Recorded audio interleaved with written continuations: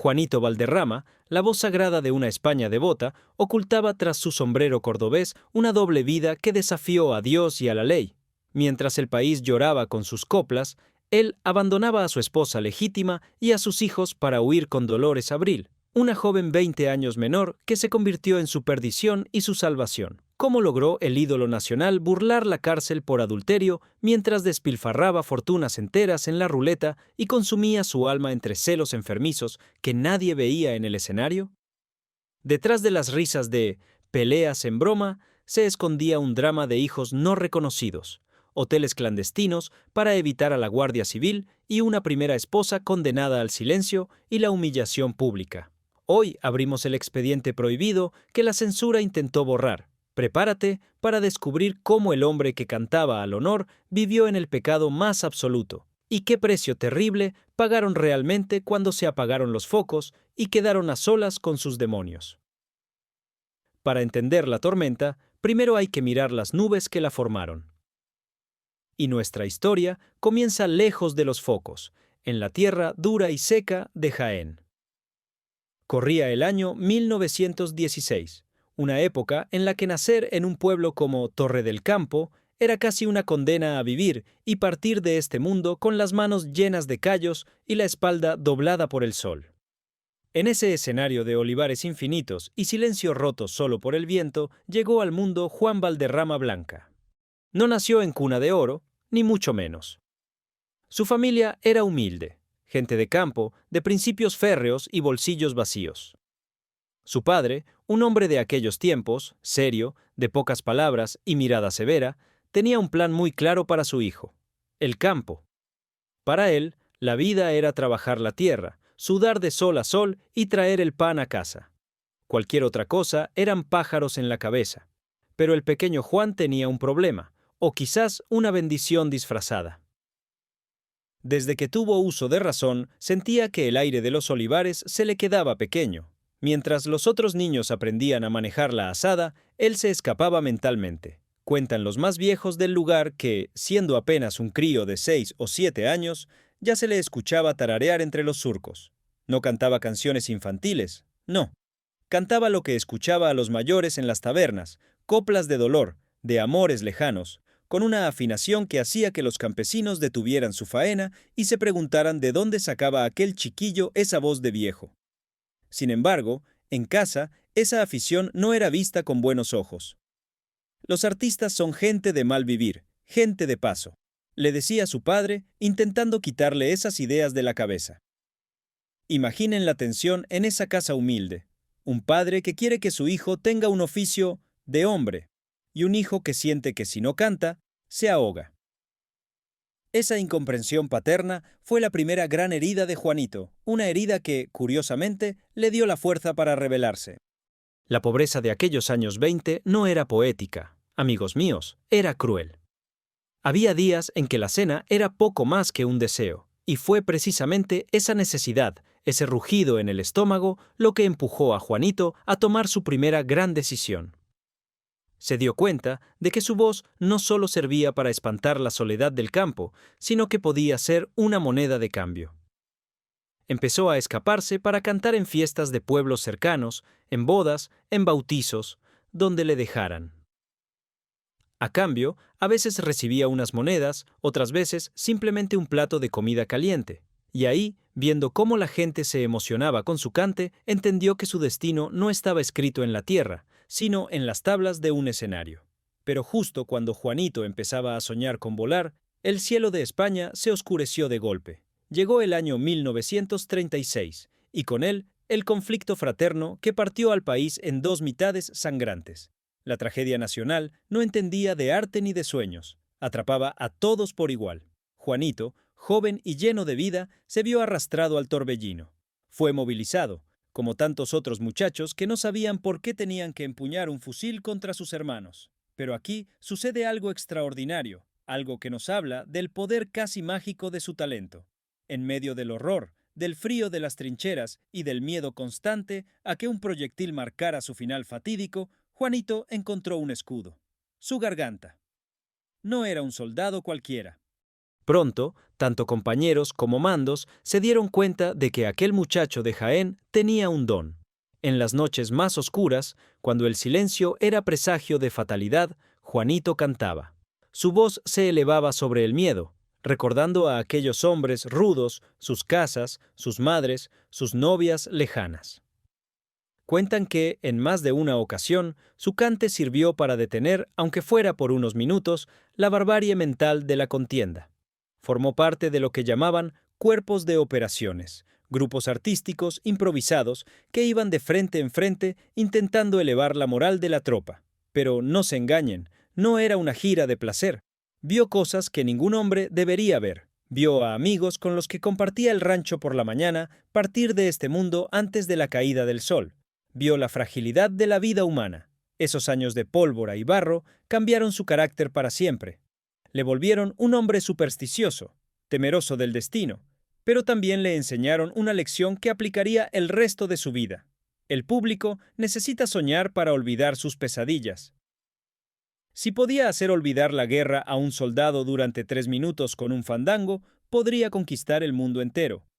Fue en esos escenarios improvisados sobre cajas de munición donde Juanito Valderrama dejó de ser un niño y se convirtió en un hombre que sabía que cada actuación podía ser la última.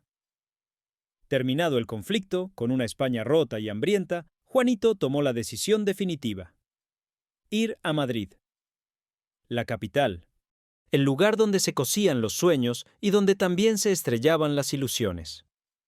Llegar a Madrid en la posguerra no era llegar al paraíso, era llegar a una ciudad gris, de racionamiento, extraperlo y miradas bajas. Juanito llegó con lo puesto, con su maleta de cartón y esa voz que ya era un diamante en bruto, pero que nadie quería pulir todavía. Los inicios fueron brutales. Olviden la imagen del señor con anillos de oro que todos recordamos. El Juanito de aquellos primeros años 40 pasaba hambre. Hambre física.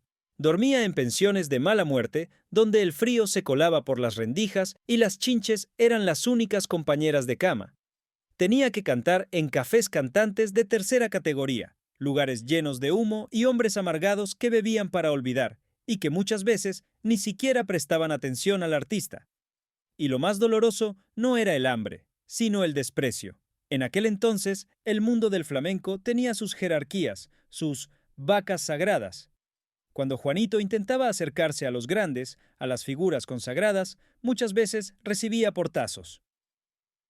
Hay una anécdota que le marcó profundamente y que, dicen, nunca olvidó del todo.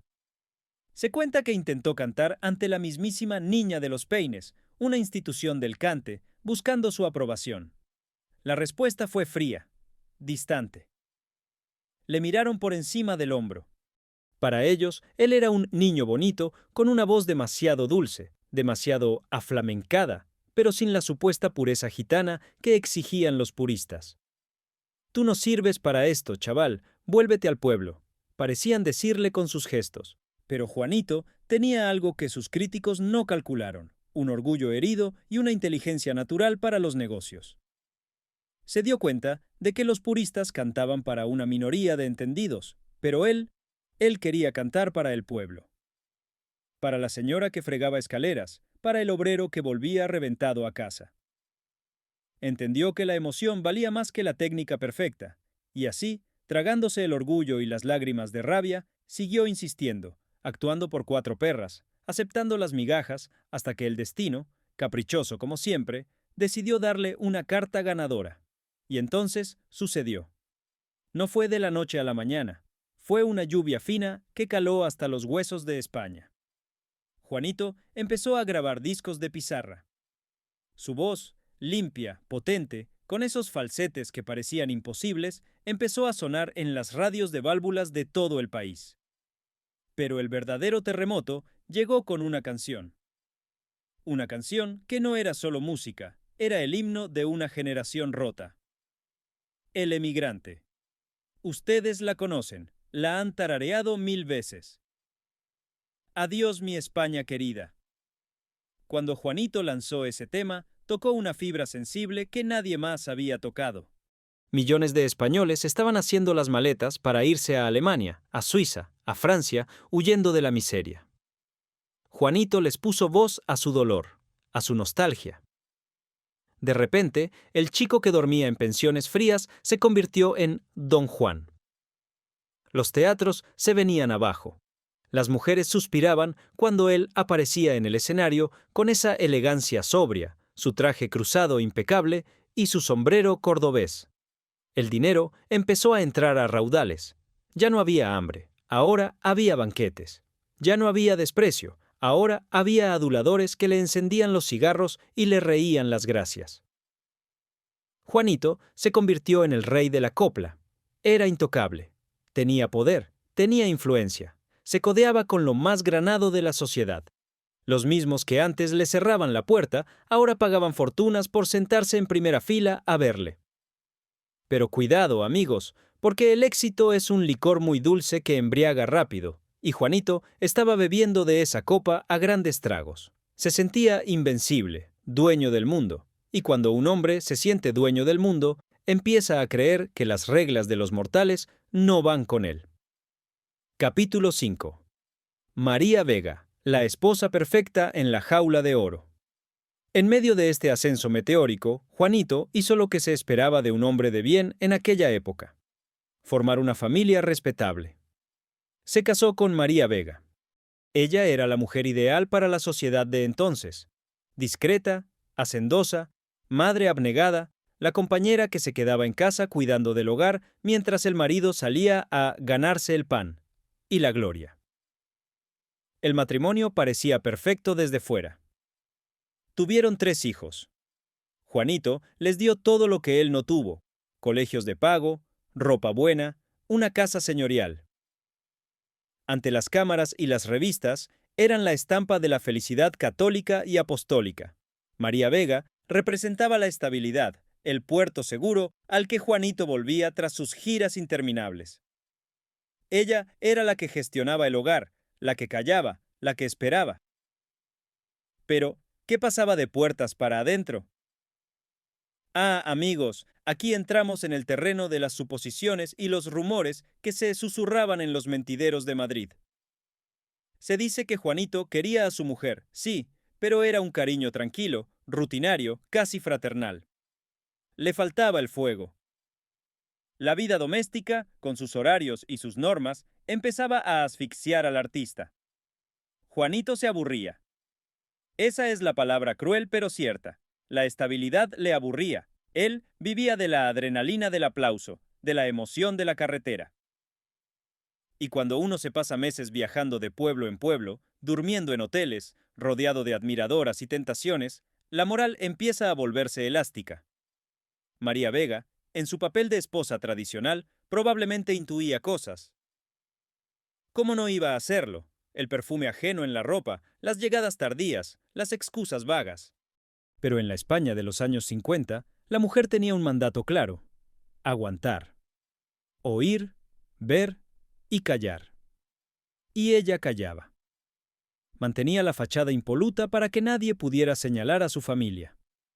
Ella era la guardiana de la reputación de Juanito. Pero lo que María no sabía es que el destino le tenía preparada una jugada maestra, una rival contra la que no podría luchar con paciencia y silencio. Estamos a punto de presenciar el momento exacto en que la vida de Juanito descarrila, el momento fatal y maravilloso. Corre el año 1954. Juanito ya es una leyenda viviente, un hombre maduro, cerca de los 40 años, con experiencia, dinero y poder. Busca renovar su espectáculo. Necesita frescura. Necesita algo nuevo que ofrecer a su público para seguir en la cima. Decide buscar una nueva pareja artística, una voz femenina que le dé réplica en el escenario. Y entonces aparece ella. Dolores Caballero Abril. Una chiquilla. Literalmente, una niña comparada con él. Apenas roza la mayoría de edad. Viene de Ellín, Albacete, con una maleta llena de sueños y una belleza que cortaba la respiración. Dolores no era la típica folclórica de peineta y lunar exagerado. Tenía una modernidad innata, una picardía en la mirada y, sobre todo, una voz. ¡Qué voz! Una voz con garra, con temperamento. El primer encuentro entre ambos debió ser eléctrico. Imaginen la escena. Él, el maestro consagrado, sentado en su despacho o en el patio de butacas, haciendo pruebas a decenas de chicas. Y entra Dolores. Nerviosa pero desafiante. Empieza a cantar. Juanito se ajusta el sombrero, entorna los ojos. No solo escucha una voz bonita, escucha a una igual. Nota esa chispa, ese duende que no se aprende en las academias. Pero hubo algo más. No nos engañemos. Juanito, el hombre casado, el padre de familia, sintió el golpe seco de la atracción, esa atracción peligrosa que sienten algunos hombres maduros cuando se encuentran con la vitalidad desbordante de la juventud. Ella le miraba con admiración, como se mira a un dios. Él la miraba. Bueno, él la miraba como un hombre que lleva demasiado tiempo comiendo el mismo plato y de repente le ofrecen un manjar exótico. La contrató. Oficialmente, era una decisión puramente artística. La niña tiene talento, nos vendrá bien para la gira, diría en casa. Pero en el fondo de su corazón, en ese rincón oscuro donde guardamos los secretos inconfesables, Juanito sabía que acababa de invitar al diablo a bailar. Y Dolores, inocente y ambiciosa a la vez, no tenía ni idea de que al firmar aquel contrato no solo estaba lanzando su carrera, sino sentenciando su vida a ser la protagonista del mayor escándalo sentimental de la década. La gira estaba a punto de comenzar. Autobuses estrechos, carreteras largas, noches de hotel solitarias. El escenario estaba listo para la tragedia. Y mientras María Vega despedía a su marido en la puerta de casa, arreglándole la corbata y pidiéndole que se cuidara, no podía imaginar que él ya se estaba yendo para no volver jamás del todo. Y así, la caravana se puso en marcha. No subestimen nunca el poder de la carretera para cambiar a las personas. Cuando uno se sube a esos autobuses de los años 50, armatostes ruidosos que olían a gasoil y tabaco negro, el mundo exterior deja de existir. Se crea una burbuja. Dentro de esa cápsula de metal que recorría la geografía española, las jerarquías se difuminan y las distancias se acortan. Imaginen a Juanito y a Dolores. Él, el jefe, el maestro indiscutible, sentado en las primeras filas, revisando cuentas o descansando la voz. Ella, la recién llegada, la niña de ojos grandes y curiosos, sentada atrás, observándolo todo, aprendiendo, admirando. Al principio, el trato era estrictamente profesional. Don Juan, le decía ella. Niña, le respondía él. Pero los kilómetros pesan, y las horas muertas esperando entre actuación y actuación son el caldo de cultivo perfecto para las confidencias. La diferencia de edad era un abismo. Casi 20 años. En aquella época, eso era un mundo. Él podría haber sido su padre. Juanito era un hombre hecho, con las sienes plateadas y las cicatrices de la vida. Ella era la frescura, la inocencia que empieza a despertar. Pero, paradójicamente, esa distancia fue el imán. Juanito, cansado de la rutina predecible de su matrimonio perfecto, encontró en la risa de Dolores una medicina contra su propio envejecimiento. Ella le hacía sentirse joven, vivo, peligroso otra vez. Y para Dolores, bueno, Juanito no era solo un hombre, era un mito. Y cuando un mito te mira a los ojos y te sonríe, es muy difícil no sentir que el suelo se mueve bajo tus pies. Las miradas empezaron a cambiar. Ya no eran las miradas de un director a su empleada, eran miradas que se sostenían un segundo más de lo necesario. Eran roces accidentales al pasar por el pasillo estrecho del autobús. El aire dentro de aquel vehículo empezó a cargarse de una electricidad estática que todos los músicos notaban, pero que nadie se atrevía a mencionar en voz alta. El Don Juan empezó a sobrarle al nombre y la niña se convirtió en Dolores. Capítulo 8. Peleas en broma. Verdades en serio. Lo más fascinante de esta historia es que Juanito y Dolores no ocultaron su naciente pasión. La cantaron a los cuatro vientos y nadie se dio cuenta, al principio. Crearon un espectáculo conjunto. El número estrella se llamaba Peleas en broma. El título ya era una declaración de intenciones, una ironía cruel y deliciosa. En el escenario representaban a una pareja que discutía, que se lanzaba pullas, que se celaba. El público se reía, aplaudía, pensaba que era puro teatro. Veían a dos grandes artistas interpretando un papel cómico, pero analicemos lo que ocurría realmente bajo los focos. Cuando Juanito le cantaba a Dolores con esa intensidad desgarradora, cuando ella le respondía con un desplante gitano y una mirada de fuego, no estaban actuando. Estaban viviendo su drama en tiempo real. Se decían las cosas que no podían decirse fuera, porque fuera era pecado. El escenario se convirtió en su confesionario y en su campo de batalla. Te quiero aunque no quiera, decían las letras. ¿Se dan cuenta? Aunque no quiera. Juanito luchaba contra sí mismo. Sabía que aquello estaba mal, que tenía una esposa y 3 hijos esperándole en Madrid. Sabía que era un hombre católico, de orden. Pero el corazón, amigos míos, es un órgano rebelde que no atiende a razones ni a leyes. El público, poco a poco, empezó a notar algo. La química entre ellos era demasiado real, demasiado física. No era la técnica de 2 actores, era la vibración de 2 amantes contenidos. La gente salía de los teatros murmurando, ¡qué bien lo hacen! Parece que se quieren de verdad. Y no se equivocaban. Aquellas peleas en broma eran el preludio de la guerra emocional que estaba a punto de estallar en la vida real de Juanito. Llegó el momento inevitable. El momento en que la resistencia se rompe. No sabemos la fecha exacta ni el lugar. Quizás fue en un hotel de provincias tras una actuación exitosa. Quizás en un camerino cerrado con llave mientras fuera se escuchaban los aplausos. Pero la línea roja se cruzó. La relación profesional se transformó en una amistad íntima. Y aquí quiero que sean empáticos, no juzguemos con los ojos de hoy. Piensen en la angustia de Juanito. Él no era un vividor sin escrúpulos, era un hombre atormentado. Disfrutaba de la pasión con Dolores, sí, pero al minuto siguiente le caía encima el peso de la culpa como una losa de plomo. Cada vez que volvía a casa con María Vega, se sentía un traidor. Miraba a sus hijos y se sentía sucio. Intentó, dicen, alejarse de Dolores. Intentó ser fuerte, pero ella ya se había convertido en su aire. Dolores, por su parte, vivía su propio calvario. Se había enamorado del hombre equivocado, del hombre prohibido. Sabía que la sociedad la llamaría con nombres muy feos si se descubría la verdad. La otra, la rompehogares, la lagarta. Ella, una chica joven de familia decente, se vio envuelta en una red de mentiras. Tenían que verse a escondidas, robarle momentos al tiempo. Dolores empezó a presionar, no por maldad, sino por dignidad. Ninguna mujer quiere ser un secreto eterno. Ninguna mujer quiere ser solo para los ratos libres. ¿Qué somos, Juan? ¿Qué soy yo para ti?, le preguntaría 1000 veces entre lágrimas. Y Juanito, acorralado entre el deber y el querer, se dio cuenta de que no podía tener las 2 cosas. La doble vida le estaba consumiendo.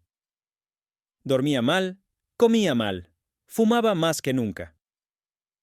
Sus nervios estaban a punto de estallar. La situación era una olla a presión sin válvula de escape, y en la España de Franco, esas ollas solían explotar de la forma más destructiva posible. La crisis llegó a su punto álgido. Juanito tuvo que mirarse al espejo y hacerse la pregunta más difícil de su vida. ¿Estaba dispuesto a perderlo todo por ella? Y cuando digo todo, es todo. Su reputación, su dinero, el respeto de la iglesia e incluso el cariño de sus hijos. María Vega, la esposa legítima, ya no podía seguir ignorando lo evidente. Los rumores eran ensordecedores. Ya no eran susurros en los pasillos, eran gritos en las portadas de las revistas sensacionalistas encubiertos con eufemismos. La gran complicidad de Valderrama y su nueva compañera. Todo el mundo lo sabía. La humillación para María era pública. Juanito intentó mantener el equilibrio imposible un poco más, pero Dolores le dio un ultimátum, o ella o la otra vida. No más medias tintas. No más ser la sombra. Ella quería luz, quería ser su compañera ante el mundo, costara lo que costara. Y Juanito, en un acto de valentía, o de locura, según se mire, eligió. Eligió el amor pasional, el amor que quema, sobre el amor tranquilo y la obligación. Decidió que prefería ser un pecador feliz que un santo amargado. Pero tomar la decisión en su cabeza era una cosa, ejecutarla era otra muy distinta. Tenía que enfrentarse a María, tenía que hacer las maletas, tenía que romper una familia.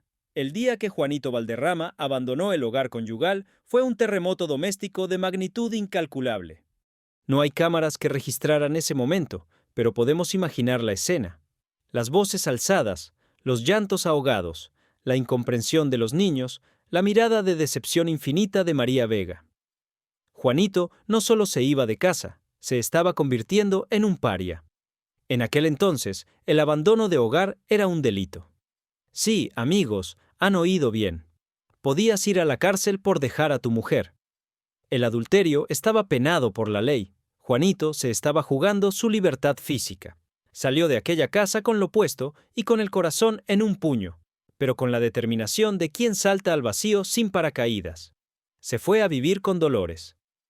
Y aquí empieza el verdadero escándalo. No fue una ruptura discreta. Fue un desafío abierto al sistema. La noticia corrió como la pólvora. Valderrama ha dejado a su mujer por la niña. La España conservadora, la de la misa de 12 y el rosario en familia, se llevó las manos a la cabeza. ¿Cómo se atrevía? Él, que cantaba al emigrante, al dolor de las madres. Se sintieron traicionados. Los amigos de toda la vida le dieron la espalda. Le retiraron el saludo. Las puertas de muchas casas respetables se le cerraron en las narices. De repente, el ídolo nacional se había convertido en un hombre de mala vida. Las radios, temerosas de la censura eclesiástica, empezaron a poner menos sus discos. Los empresarios teatrales dudaban si contratarle por miedo a boicots. Juanito y Dolores se encontraron solos contra el mundo, literalmente. Se instalaron juntos, pero no podían casarse. En España no existía el divorcio. Para la ley y para Dios, Juanito seguía siendo el esposo de María Vega, hasta que la muerte los separase. Esto los colocó en una situación legalmente absurda y peligrosísima. Juanito se convirtió en bígamo a los ojos de la sociedad. Vivía con una mujer que no era su esposa, tenía una familia paralela. Para evitar que la Guardia Civil los detuviera por escándalo público o amancebamiento, tenían que recurrir a trucos humillantes. Cuando iban de gira y llegaban a un hotel, no podían pedir una habitación matrimonial. Tenían que pedir 2 habitaciones separadas. Una para el señor Valderrama y otra para la señorita Abril. Tenían que fingir que no dormían juntos. Todo el mundo sabía que era mentira. El recepcionista lo sabía, el Botones lo sabía, pero había que mantener la farsa burocrática para que no viniera la autoridad a levantar un acta. Vivían con el miedo en el cuerpo, miedo a una denuncia de la esposa legítima, miedo a un juez severo que quisiera dar ejemplo con un famoso, miedo a que un día llamaran a la puerta y se llevaran a Juanito esposado.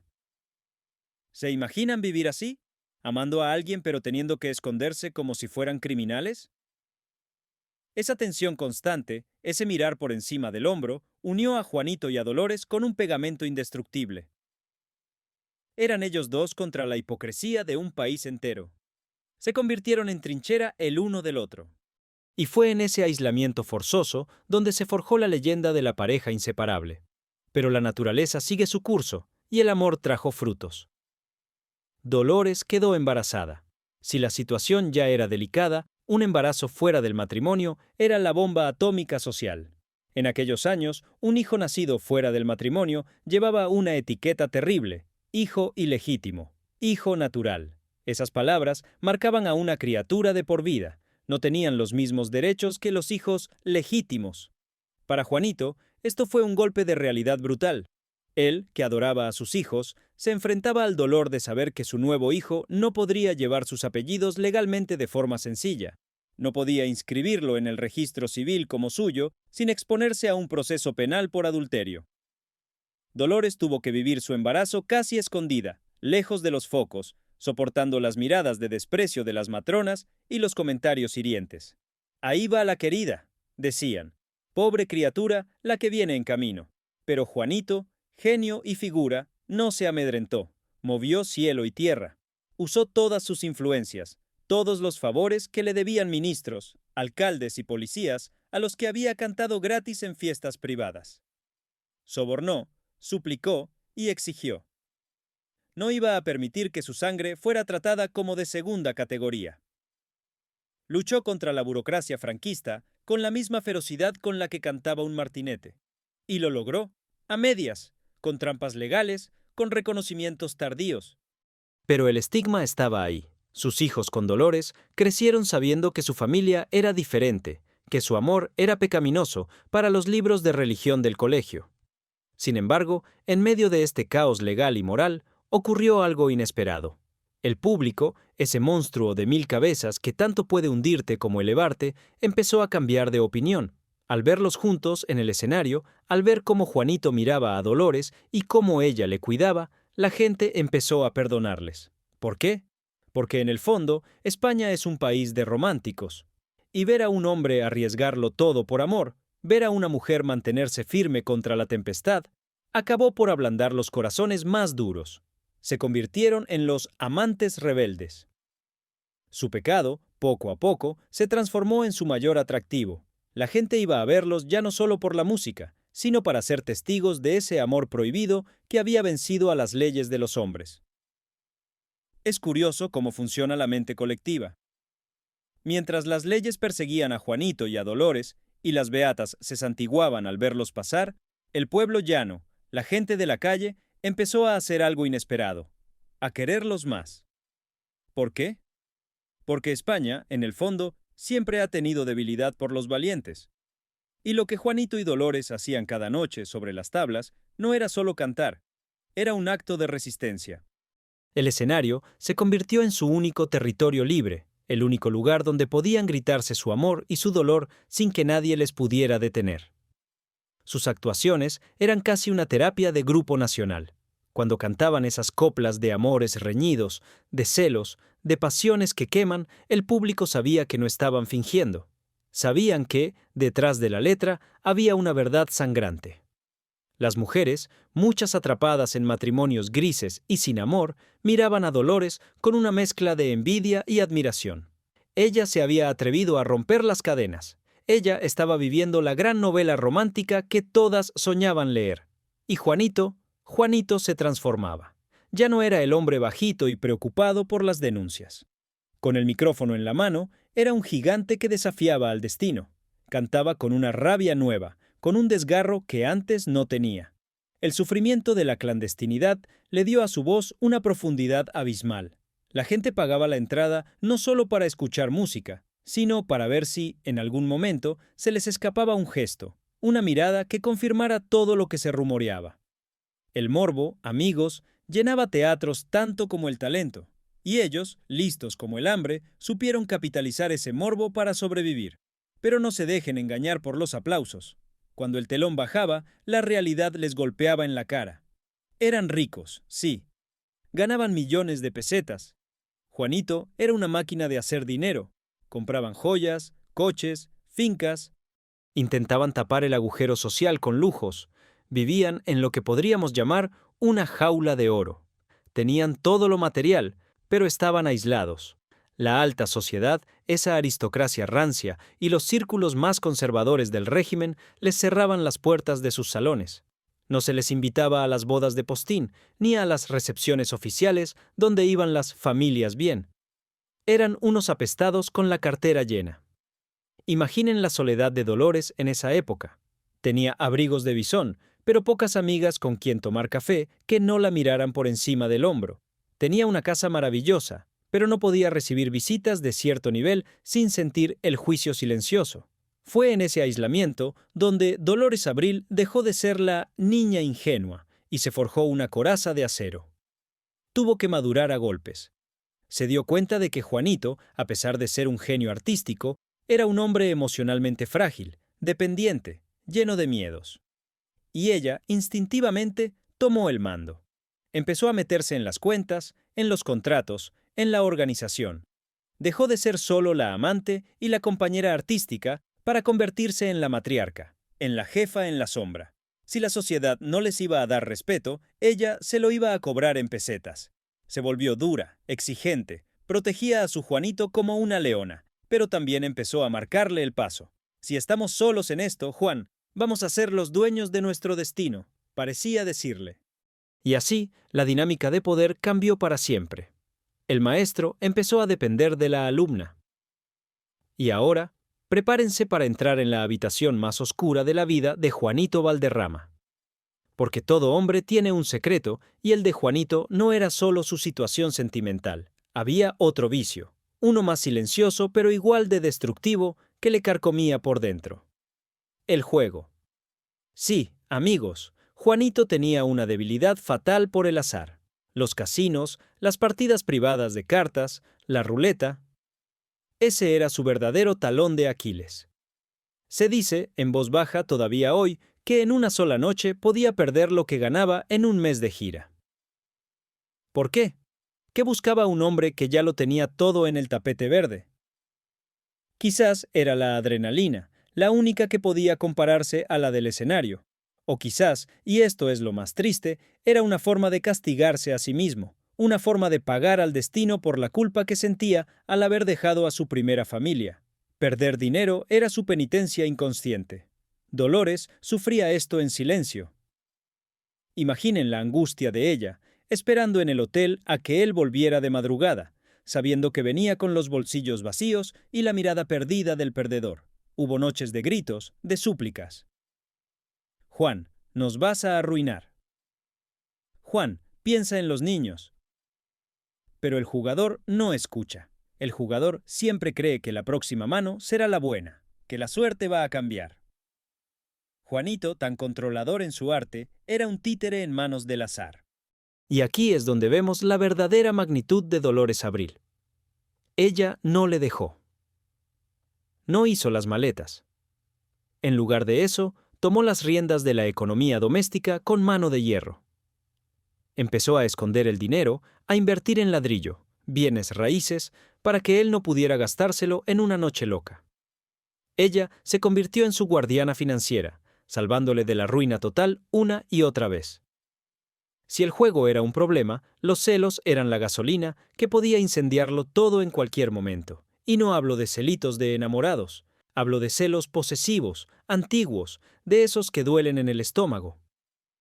Juanito era un hombre bajito, no especialmente guapo según los cánones, y además le llevaba casi 20 años a Dolores. Ella, por el contrario, estaba en la flor de la vida. Era una belleza racial, explosiva, con una gracia que volvía locos a los hombres. Y Juanito lo sabía. Y le aterraba. Vivía con el miedo constante a que ella se diera cuenta, a que un día apareciera un hombre más joven, más alto, más libre, y se la llevara. Ese miedo le volvía controlador. En los camerinos, vigilaba quién se acercaba a saludarla. Si un admirador le pedía un autógrafo a Dolores y se demoraba demasiado, la cara de Juanito cambiaba. Se ponía tenso, cortante. Cuentan las malas lenguas que a veces, en mitad de una cena, si ella reía demasiado con algún comensal, Juanito era capaz de levantarse e irse, o de montar una escena allí mismo. ¿De qué te ríes tanto?, le preguntaría con esa voz que pasaba del canto a la amenaza velada en un segundo. Dolores, inteligente como era, aprendió a manejar esa inseguridad. Sabía qué ropa ponerse para no provocarle, sabía cómo mirar a los demás para no despertar a la bestia. Pero imaginen la presión. Vivir con un genio es difícil, pero vivir con un genio celoso e inseguro es un trabajo a tiempo completo. Ella tuvo que sacrificar parte de su libertad personal para darle a él la tranquilidad que necesitaba. Soy tuya, Juan, solo tuya. Tenía que recordarle constantemente para calmar sus demonios. Mientras luchaban sus batallas internas, fuera, en el mundo del espectáculo, la guerra era abierta. Juanito no estaba solo en la cima, había otros gallos en el corral, y gallos muy peleones. Hablamos de la época dorada de Manolo Escobar, de Antonio Molina, de Rafael Farina. La competencia era feroz. No era como ahora, que hay sitio para todos en Internet. Entonces, o eras el número 1 de la radio, o no eras nadie. Juanito miraba con recelo a las nuevas generaciones. Manolo Escobar, con su porompompero, venía pisando fuerte, con un estilo más moderno, más pop, que amenazaba con dejar el flamenco clásico de Valderrama como algo de viejos. Eso a Juanito le dolía en el orgullo. Él se consideraba el poseedor de la verdad del cante, el heredero de la tradición, y ver cómo el público joven se iba tras ritmos más fáciles le amargaba el carácter. Hubo piques, hubo frases envenenadas en la prensa. ¿Ese? Ese no sabe cantar, ese solo da berridos, decían unos de otros en privado. Juanito defendía su trono con uñas y dientes. Se obsesionaba con las ventas de discos, con quién llenaba más plazas de toros. Dolores, una vez más, era la estratega. Ella entendía mejor los nuevos tiempos. Le aconsejaba modernizarse un poco, adaptar el repertorio. Juan, hay que darle al público lo que pide. A veces él la escuchaba, a veces se cerraba en banda, terco como una mula, pero esa rivalidad externa también les unía. Frente a los enemigos del gremio, cerraban filas. Eran el rey y la reina defendiendo su castillo contra los usurpadores.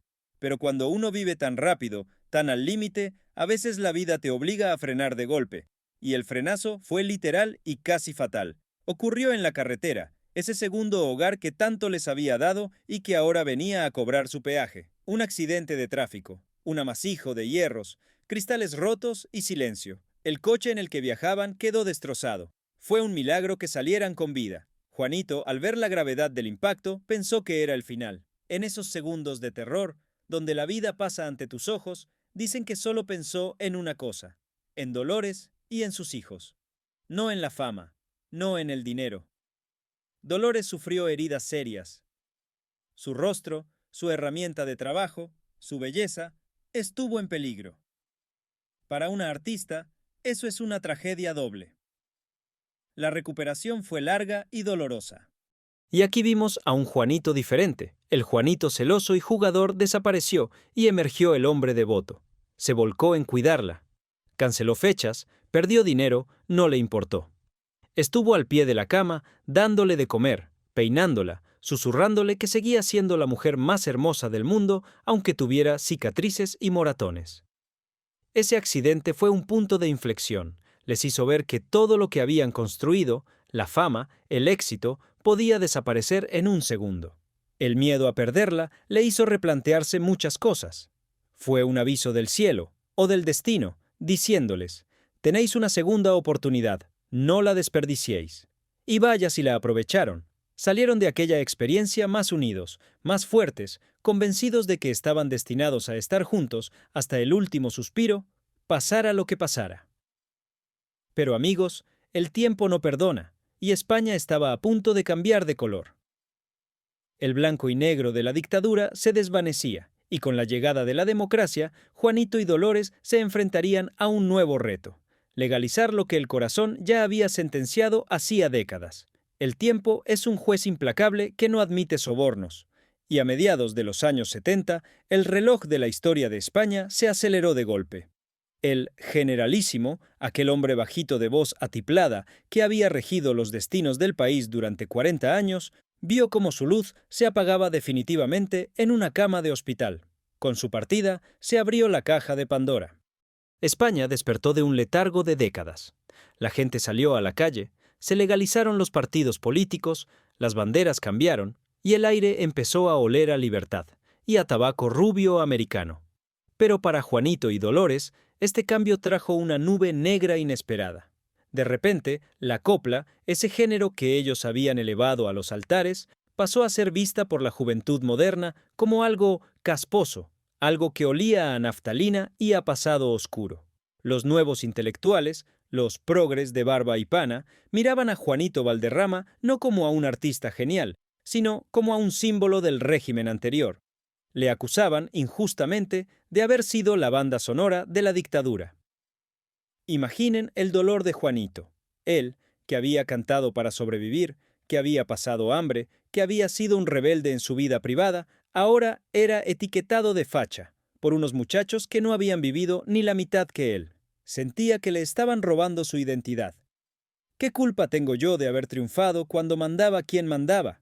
Se lamentaba en la intimidad del salón de su casa, mientras veía en la televisión a esos cantautores modernos que desafinaban, pero que eran aplaudidos por decir libertad. Dolores, siempre más pragmática, veía el peligro real. El teléfono dejaba de sonar. Los ayuntamientos, ahora en manos de nuevos alcaldes jóvenes y democráticos, ya no querían contratar a los de siempre. Preferían el rock, el pop, la movida. Juanito y Dolores sintieron el frío del rechazo generacional. Pasaron de ser ídolos de masas a ser vistos como dinosaurios a extinguir. Y eso, para un artista que vive del aplauso, es una herida que sangra más que cualquier bala. Pero mientras luchaban por mantenerse relevantes en los escenarios, en casa se libraba otra batalla, la legal. La llegada de la democracia trajo consigo una promesa que millones de españoles esperaban como agua de mayo: la ley del divorcio. Hasta ese momento, Juanito seguía atado legalmente a María Vega. Llevaba décadas viviendo con Dolores, tenían hijos ya crecidos, eran una pareja consolidada, pero ante la ley, Dolores seguía siendo la otra. Y eso a Juanito le quitaba el sueño. No por él, sino por ella y por los niños. Sabía que si le ocurría algo, si su corazón decidía detenerse una noche cualquiera, Dolores quedaría desprotegida. La viuda legal sería María, y ella tendría derecho a todo: a la pensión, a los derechos de autor, a las propiedades que estuvieran a nombre de él. Dolores y sus hijos podrían quedar en la calle. La ansiedad de Juanito creció. Se volvió casi obsesiva. Necesitaba esa ley. Leía los periódicos con avidez, buscando noticias sobre la tramitación parlamentaria. «Que la aprueben ya, por Dios, que no me queda tanto tiempo», gritaba a veces, golpeando la mesa. Y cuando por fin, en 1981, se aprobó el divorcio en España, Juanito fue de los primeros en correr al juzgado. Pero, ay amigos, una cosa es lo que dice la ley y otra lo que dicen los sentimientos. María Vega, su primera esposa, no se lo puso fácil. ¿Y quién puede culparla? Había sido la mujer abandonada, la que sufrió la humillación pública. Ahora tenía la sartén por el mango. Se inició un tira y afloja doloroso. Abogados, demandas, negociaciones interminables sobre dinero y propiedades. Juanito tuvo que pagar un precio alto, muy alto, para comprar su libertad. Literalmente, tuvo que ceder gran parte de su patrimonio acumulado en la primera etapa de su carrera para que María firmara los papeles. «Dale lo que pida, Juan. Dáselo todo si hace falta, pero quiero ser tu mujer», le decía Dolores.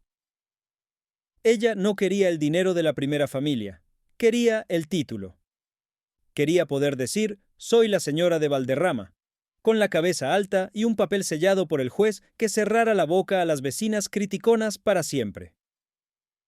Finalmente, tras años de pleitos y amarguras, llegó el día.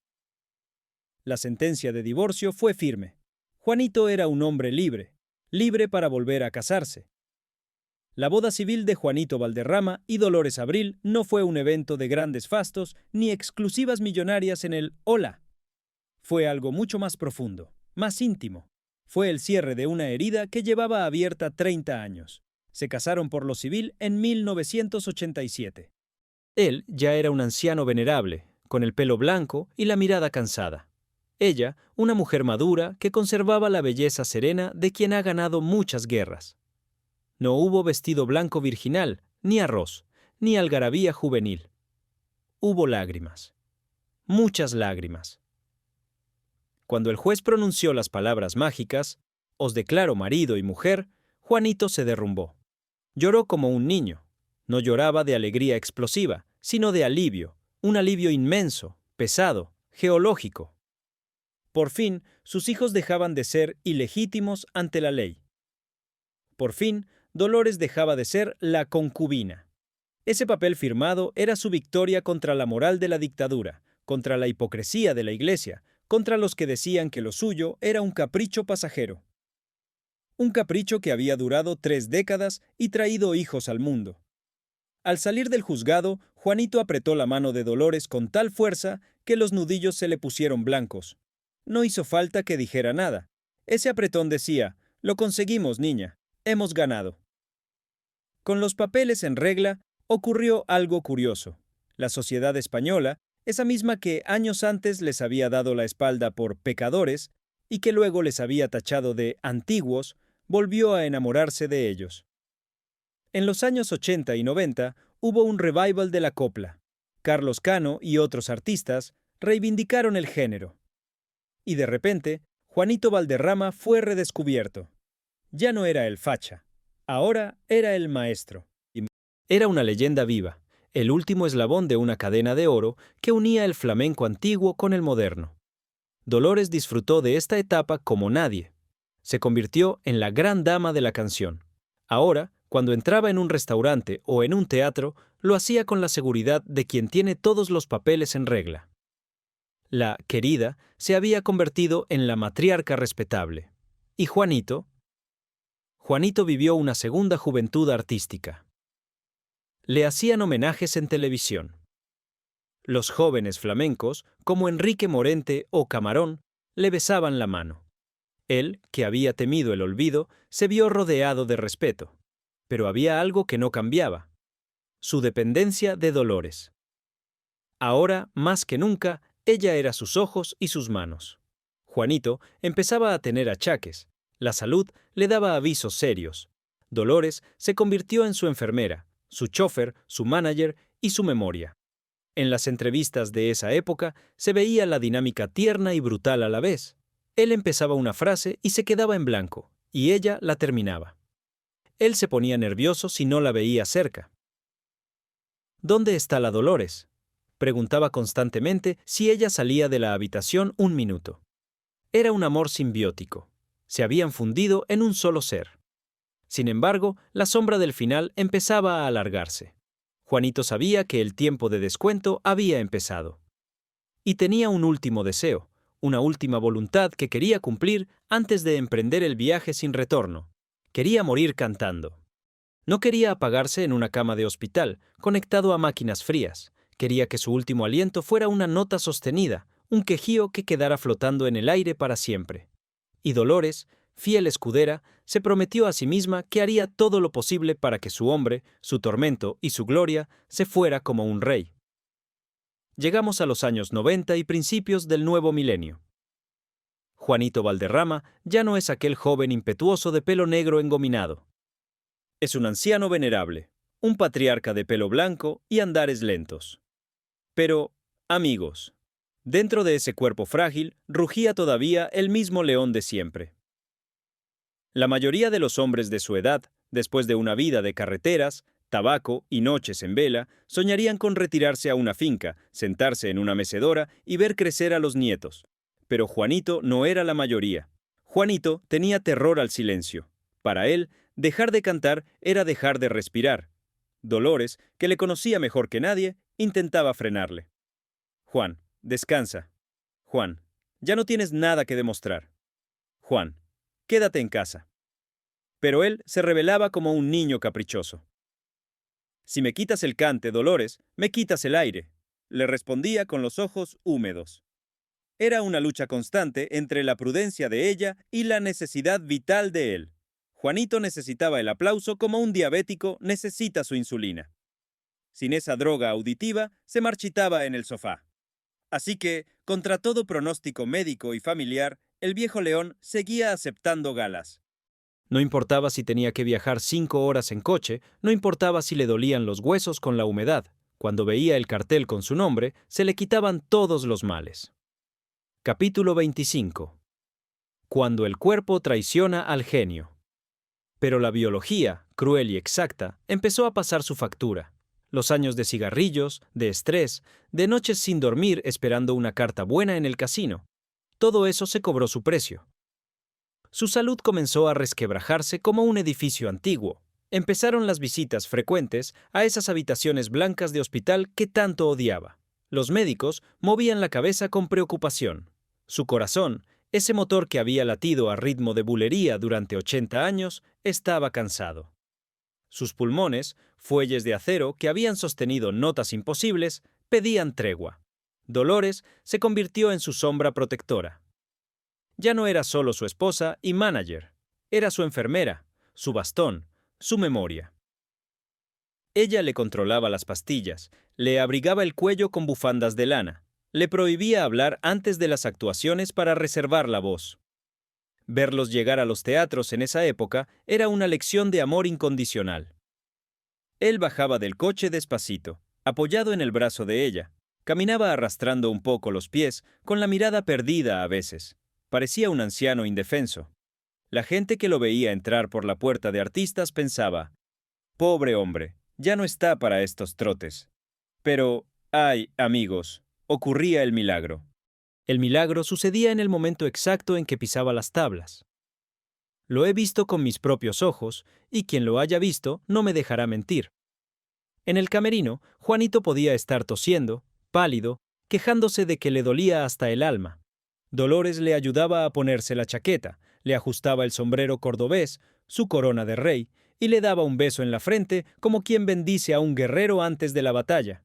Entonces sonaban los primeros acordes de la guitarra. Y Juanito Valderrama, el anciano de 80 y tantos años, se transformaba. Se erguía, los dolores desaparecían por arte de magia. Caminaba hacia el micrófono con paso firme, se quitaba el sombrero con esa elegancia torera que ya no existe, y abría la boca. Y la voz, Dios mío, la voz, estaba intacta, limpia, potente, afinada como un violín Stradivarius. No le temblaba ni una nota. Cantaba El emigrante, y el teatro se venía abajo. La gente lloraba. No lloraban solo por la canción. Lloraban porque estaban viendo a una leyenda desafiar al tiempo. Estaban viendo a un hombre ganarle la partida a la vejez en directo. Dolores le observaba desde entre cajas, con el corazón en un puño, rezando para que no le fallaran las fuerzas, para que no se mareara. Ella sabía el esfuerzo sobrehumano que le costaba cada actuación. Sabía que, al terminar, en el coche de vuelta, él se derrumbaría como un castillo de naipes. Pero le dejaba hacerlo, porque sabía que esos 3 minutos de gloria eran lo único que le mantenía atado a este mundo. Pero llegó el día en que ni la voluntad de hierro pudo vencer a la fragilidad de la carne. A principios del año 2004, el telón empezó a bajar definitivamente. Juanito se retiró a su casa de Espartinas, en Sevilla. Ya no había más giras. Ya no había más aplausos. Solo el silencio del campo y el cariño de los suyos. Fueron semanas duras. Semanas de despedidas silenciosas. Dolores no se separó de su lado ni un instante. Imaginen la escena. Ella, sentada junto a su cama, cogiéndole esa mano que tantas veces había llevado anillos de oro y barajas de cartas. Ahora era una mano delgada, manchada por la edad. Hablaban poco, no hacía falta. Se lo habían dicho todo en 50 años de vida en común. Se miraban y recordaban. Recordaban la primera vez que se vieron, aquel casting donde él quedó prendado de sus ojos negros. Recordaban las peleas en broma. Recordaban el miedo en los hoteles cuando eran amantes furtivos. Recordaban la boda tardía. Juanito sabía que su viaje estaba terminando, pero tenía miedo. No miedo a irse, sino miedo a dejarla sola. ¿Qué vas a hacer tú sin mí, Dolores?, le preguntaba con la angustia del que protege, y ella, tragándose las lágrimas para no asustarle, le sonreía y le decía, «No te preocupes, Juan, que yo soy fuerte, tú descansa». El mal cruel avanzaba. Su luz se iba apagando poco a poco, como una vela que ha ardido intensamente hasta consumirse por completo. Ya no escuchaba música, solo quería escuchar la voz de ella. El 12 de abril de 2004, la noticia corrió como un escalofrío por toda España. Juanito Valderrama había emprendido el vuelo definitivo. Su corazón, ese corazón tan grande y tan castigado por las pasiones, decidió detenerse a la hora de la siesta, en la paz de su hogar, rodeado de sus hijos y, por supuesto, de ella. Tenía 87 años. Cuando se anunció su partida, algo se rompió en el alma del país. No se iba solo un cantante, se iba el último testigo de una época. Se iba la voz de la posguerra, la voz de los abuelos, la voz de la memoria sentimental de 3 generaciones. Las televisiones interrumpieron su programación. Las radios pusieron El emigrante en bucle. Los periódicos prepararon sus portadas con letras negras de luto. Pero en medio de todo ese ruido mediático había una imagen que partía el alma más que ninguna otra, la de Dolores Abril. La vimos en el tanatorio, vestida de negro riguroso, oculta tras unas gafas oscuras que no podían tapar la devastación de su rostro. Estaba sentada, hierática, como una estatua de dolor. La gente pasaba a darle el pésame, políticos, artistas, toreros, gente del pueblo. Ella asentía, daba la mano, pero su mente no estaba allí. Su mente estaba viajando hacia atrás, repasando la película de su vida. Se había quedado viuda. Pero no era una viuda cualquiera. Era la viuda del hombre por el que había desafiado a Dios y al diablo. Se había quedado sin su mitad, sin su Juanito. En ese momento, Dolores se dio cuenta de la magnitud del silencio que se le venía encima. La casa grande se le iba a hacer inmensa. Ya no habría a quien regañar por fumar a escondidas, a quien preparar la ropa, a quien esperar despierta. Su misión vital, que había sido cuidar y amar a ese hombre contra viento y marea, había terminado de golpe. Y amigos, dicen que cuando uno ama tanto, una parte de uno mismo se va con el que parte. Dolores siguió respirando. Sí, pero aquel día de abril, una parte esencial de Dolores Abril también cerró los ojos para siempre junto a su marido. El funeral fue multitudinario. Sevilla se echó a la calle. Le cantaron saetas al paso del féretro. Fue una despedida de jefe de Estado. Pero cuando se acabaron los homenajes, cuando las cámaras se apagaron y los amigos se fueron a sus casas, Dolores se encontró sola en el salón de Espartinas, rodeada de discos de oro, de fotos en blanco y negro, de trajes colgados en el armario que aún olían a su colonia varonil. Aquí empieza la última etapa de nuestra historia, la más desconocida. ¿Qué pasa con la musa cuando el genio se va? ¿Qué pasa con la otra, que se convirtió en la única? Dolores se convirtió en la guardiana de la llama. Se dedicó a proteger su memoria con la ferocidad de una leona herida. No permitía que nadie hablara mal de él. Gestionó su legado, sus derechos, sus grabaciones inéditas.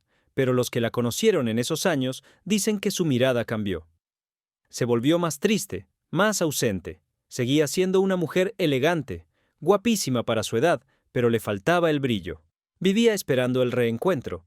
Hablaba de él en presente, como si Juanito hubiera salido a comprar tabaco y fuera a volver en cualquier momento. La soledad de Dolores no era física, pues tenía a sus hijos, pero era una soledad del alma.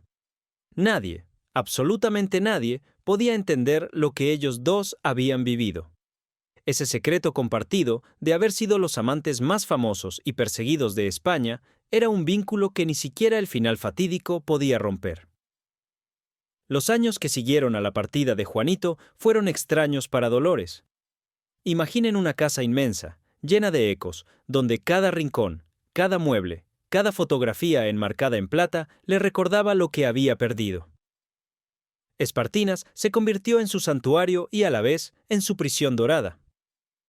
Dolores Abril, la mujer que había recorrido España entera en autobuses de gira, la que había plantado cara a la moral de una dictadura, la que había gestionado patrimonios y soportado celos, de repente se encontró con las manos vacías.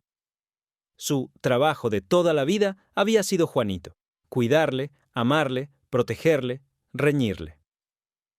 Ahora sin él, ¿quién era ella? Se refugió en los recuerdos.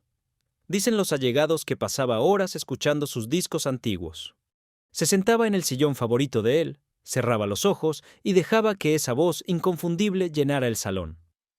Era su manera de convocarle, de sentir que todavía estaba allí, pidiéndole un vaso de agua o preguntándole por las cuentas del banco. Pero la soledad es traicionera. A pesar de tener hijos y nietos que la adoraban, Dolores sentía ese frío interior que no se quita con mantas. Es el frío de quien ha perdido su mitad. Empezó a apagarse. No fue algo repentino. Fue una erosión lenta, como la de una roca golpeada por el mar día tras día. Su carácter, antes fuerte y dominante, se volvió más suave, más melancólico. La prensa, esa misma prensa que años atrás la había despellejado viva llamándola la otra, ahora la trataba con una reverencia casi mística. Se había convertido en la viuda de España. La respetaban como a una reina madre de la copla. Le pedían entrevistas para que contara anécdotas, para que hablara del maestro, y ella lo hacía, siempre con una dignidad impresionante, siempre defendiendo la memoria de su marido, puliendo su leyenda para que brillara más que el sol. Nunca tuvo una mala palabra, nunca sacó los trapos sucios del juego o los celos en público. Se llevó esos secretos a la tumba, leal hasta el final. Fueron 16 años. 16 largos años los que Dolores sobrevivió a Juanito. Una eternidad para alguien que solo deseaba volver a estar a su lado. El tiempo, implacable, también empezó a hacer estragos en ella. Su salud se fue debilitando. Esa mujer de energía inagotable, que subía y bajaba de los escenarios con bata de cola y tacones, empezó a necesitar ayuda para caminar. Su memoria, antes un archivo perfecto de fechas y contratos, empezó a nublarse en la niebla del olvido. Pero hay algo curioso en la mente humana.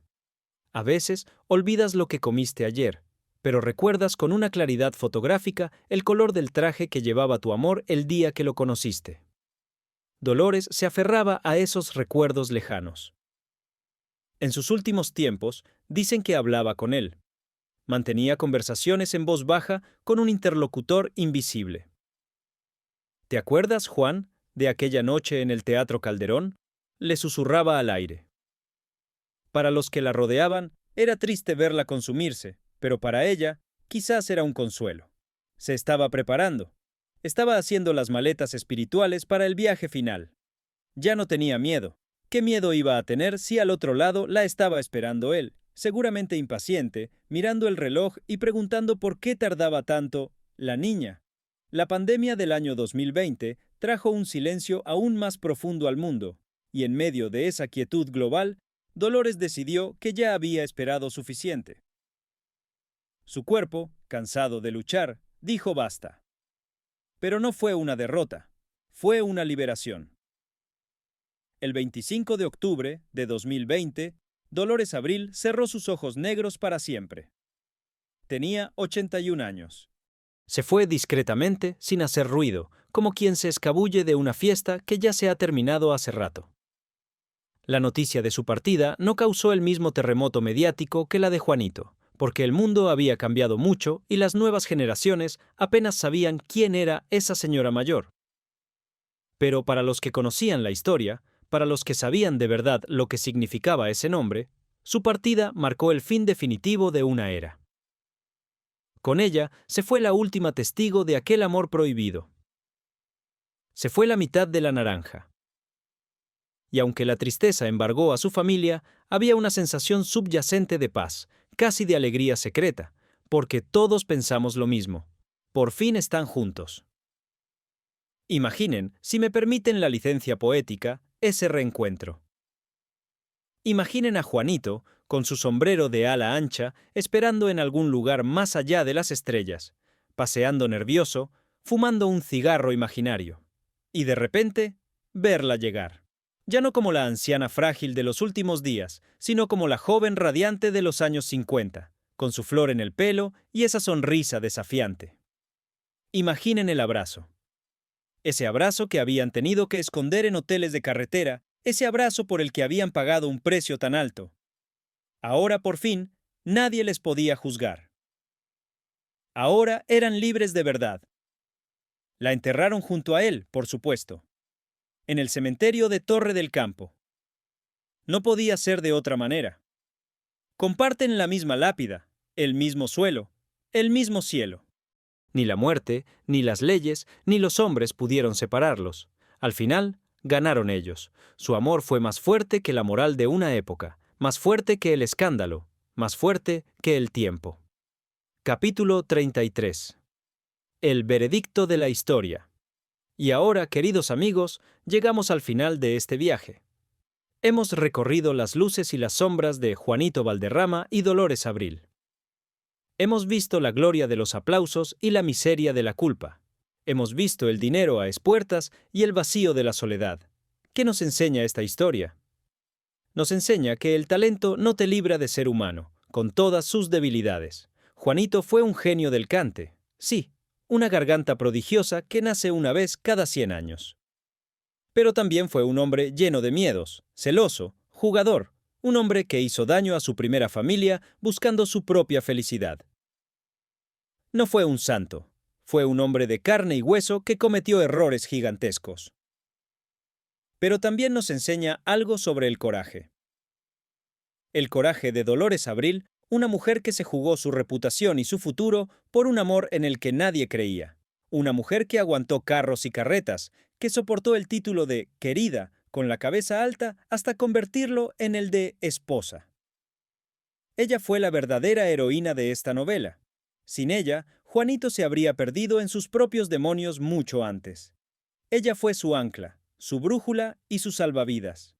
Hoy, cuando escuchamos El Emigrante o vemos esos videos en blanco y negro de peleas en broma, no solo estamos escuchando música. Estamos escuchando el testimonio de dos supervivientes. Dos personas que decidieron que sus sentimientos eran más importantes que las reglas escritas por otros. Pagaron el precio, vaya si lo pagaron. Vivieron con el estigma, con el miedo, con la presión constante. Pero al final del camino, cuando hicieron balance, estoy seguro de que si les hubieran preguntado si valió la pena, habrían contestado que sí, que volverían a hacerlo todo de nuevo, volverían a subirse a ese autobús, volverían a pecar, volverían a amarse en la clandestinidad, porque hay amores, amigos míos, que no caben en las leyes de los hombres. Esta ha sido la historia de Juanito y Dolores, un escándalo nacional que se convirtió en leyenda, una victoria del amor imperfecto, terco y real sobre la moral de cartón piedra. Y ahora, antes de que se vayan, quiero lanzarles una pregunta, una duda que me gustaría que se llevaran a la almohada esta noche. Sean sinceros con ustedes mismos. Si estuvieran en la piel de Juanito Valderrama, teniéndolo todo, familia, respeto y paz, ¿se atreverían a tirarlo todo por la borda por una pasión? ¿Tendrían el valor de enfrentarse a un país entero, de ser señalados por la calle, de vivir como proscritos solo por estar con la persona que les hace sentir vivos? La mayoría de nosotros diríamos que no. La mayoría elegiríamos la seguridad, la tranquilidad. Pero son los locos, los apasionados, los que se atreven a saltar al vacío sin red, los que escriben la historia. Déjenme su opinión en los comentarios. ¿Fue Juanito un valiente o un egoísta? ¿Fue Dolores una víctima o una luchadora? Les leo a todos. Si esta historia les ha erizado la piel, si han sentido el polvo de la carretera y el dolor de la despedida, no olviden darle a me gusta y suscribirse al canal, porque aquí, en este rincón de la red, seguiremos desenterrando los secretos que otros prefieren olvidar. Hasta la próxima, amigos. Y recuerden, a veces, el pecado es la única forma de encontrar el paraíso.